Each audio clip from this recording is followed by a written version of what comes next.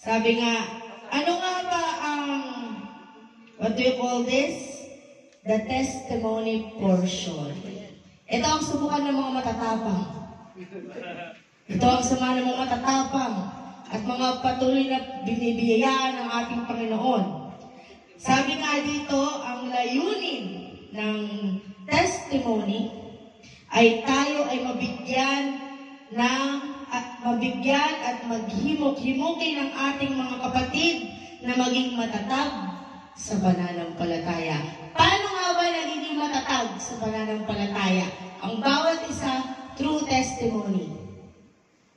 Natanong niyo ba yun sa sarili niyo? Paano true testimony? Bakit? Kasi minsan, madalas, ang mga nagte-testimony dito sa harapan at sa pulpito ay to encourage each of everyone. Nakakatulong ang testimony para ma-encourage ang bawat isa, ang pupulutan ng aral, ang bawat experience ng bawat isa. So, sino po ang mga pinagpalo at pinagpapala pa? Siyempre, tuloy na natin commit. Ayaw niyo magsayo, Ineg. Magpapasalamat din ako talaga. Lagi magpapasalamat kay Lord, tsaka siyempre kay Kuya Bong.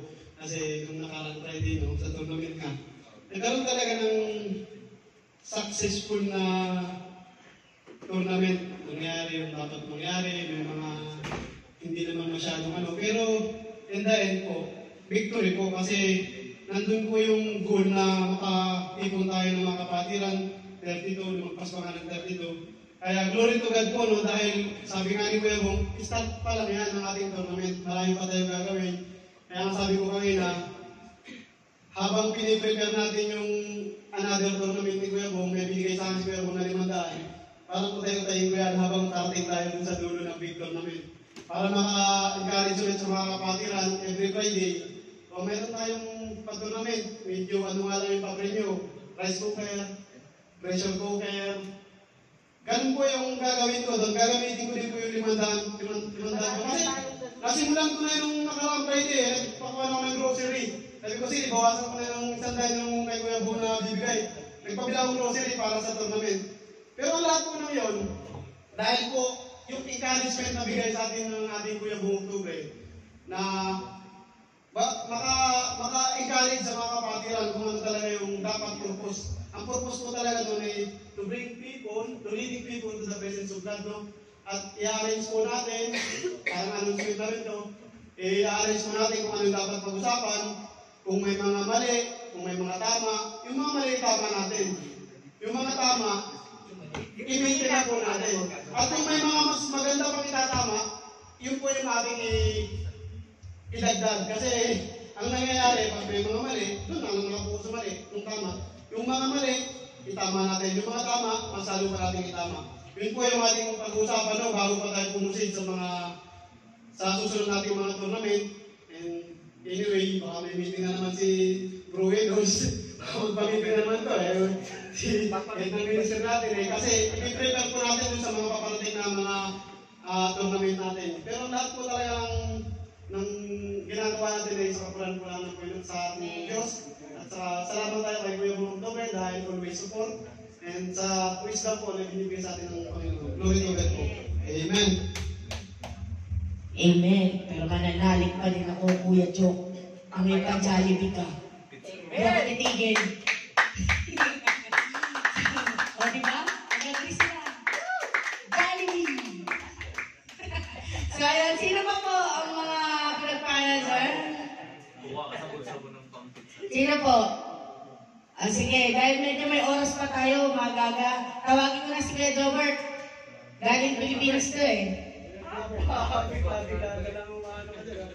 Tumayo Hindi, tumayo lang ako. Papasalamat pa rin talaga ako. Maraming salamat, Lord. At saka, nung nagpakasyon pala ako, nagpapasalamat ako kasi nakasama ko yung pamilya ko, naging masaya rin kami nagbanding. Tapos, alam naman natin, kapag nagbabakasyon tayo, pagdating natin dito sa Saudi, tapos, wala, zero balance, ubos sa budget natin. Pero hindi ako pinabayaan ni Lord. Kasi pagdating ko rito, nagkaroon ka agad ako ng sideline. So, nabigyan ako mga 200 din siguro yun. So, after nun, kinabukasan, first day duty ko, so, meron akong customer, sabi sa akin na, ano lang yun, brake pads lang yun, palit lang yun. So, pagkatapos kong gawin yun, binigyan ka agad ako ng 100. Sabi ko, ayos, may pang-budget na ako. So, makaka-survive ako hanggang katapusan. Hindi mo na kailangan mamutang. So, pagkatapos nun, next Saturday na naman, tumawag sa akin yung customer ko, may pinagawa. So, naka 150 din ako, saglit lang naman ginawa eh. So, praise God at hindi ako pinapabayaan. Binigyan niya ako ng financial para makaabot hanggang katapusan. So, thank you Lord. At yun lang. Praise God mo ang nakikita ko na iliwanag talaga sa dami. So, yun. Praise God sa buhay ng bawat isa. Actually, last po, nag-message po kasi sa akin si Junie na busy daw po siya, kaya hindi daw po siya nag-attend today. Pero nag-plan siya na mag-attend sana, kaya lang, dahil nga po, alam niyo naman po, na nag-aasikaso ng kanyang kasal. So, ang kasal niya po yata is May 18 or May 15, parang ganun po. So, busy po talaga si Junie. So, nasa Bohol na po siya ngayon. Hinatid namin siya nung nakaraan. Nung Wednesday po ng madaling araw. Yung post po ni Jepo yan, it's a prank po yun. It's a prank po yung yung video po ni Jepo. Naghatid lang po kami noon, naghatid lang. So, ayun, maraming salamat sa Panginoon sa patuloy na kalakasan na nagmumula sa Kanya. Actually po, sa trabaho ko ngayon, medyo goods naman. Medyo hindi naman po nawawala yung mga struggle, lalo na stress po sa trabaho. But the grace of the Lord po, tayo po ay patuloy na pinagtitibay at patuloy na binibigyan ng kalakasan at ng wisdom and knowledge. Kala ko nagtataas ng kamay si Kuya Joan.